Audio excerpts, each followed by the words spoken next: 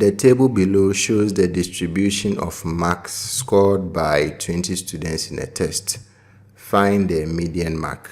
In the table, we have the marks that's arranged from 1 up to 10 and the number of students who scored each mark.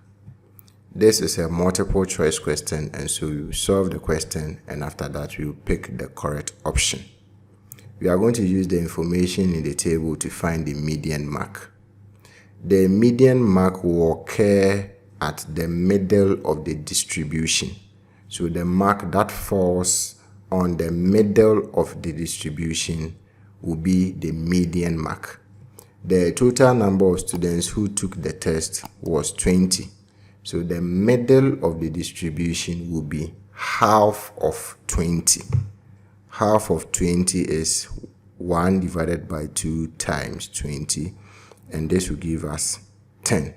So the mark that falls on the 10th position, will give us the median mark. To get the mark that falls on the 10th position, we will add the frequencies until we get to 10. The first frequency is 2. The next one is 2. 2 plus 2 will give us 4. The next one is 3. 4 plus 3 will give us 7. The next one is also 3. 7 plus 3 will give us 10. We have now gotten to the 10th position, and the mark at the 10th position is 4.